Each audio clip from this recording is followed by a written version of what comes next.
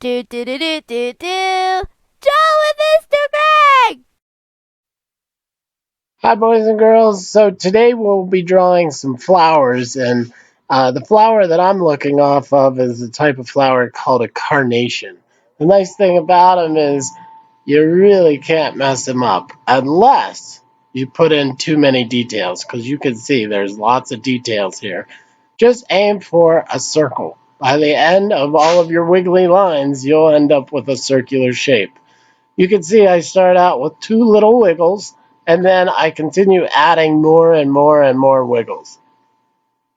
Carnations have a very, very uh, special look to them, but they are also similar to a flower called a marigold. So if you look up marigolds or carnations on the internet, or if you ever see one in real life, you can see there is a lot of overlapping shapes. One is in front of the other, but they're mostly wiggly.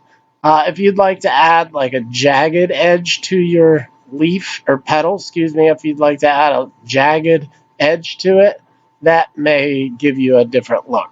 When you go to shade, whether it be with pencil or with crayon or other materials, you want to be careful not to put in too dark of a dark in the very beginning. You want to work your way up on your pressure, and that's what we call value. Value is just a fancy word for how dark something is.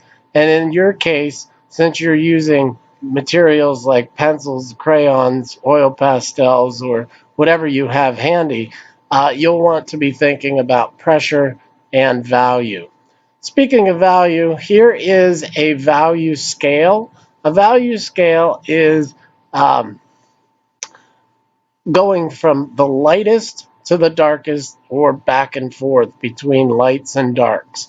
As you can see on this drawing, I've done it with pencil already, and I've included some dark darks so that the lighter shades aren't so light. They kind of work their way over from light to dark or from dark to light. When you think about shading, think about where your light is coming from. If you're looking off of an object, you can see where the light is coming from, but if it's in your imagination, you need to have a light source picked out. My light source is coming from the left. That means all of my shading is to the right of the object. Where the shadow is dropping, it will fall to the right. The darker darks you add, the more deep the object will look. If you make it all one shade of gray, it won't look like it has much depth to it. Now, I didn't shade it completely. This is just an example of how you would get started. You can see on the internet, again, if you type in drawings of flowers, most of the time they spend lots and lots of time adding more and more darks using value scales. Now, this is another thing you could do if you want to try it out with other materials. I'm using crayons here.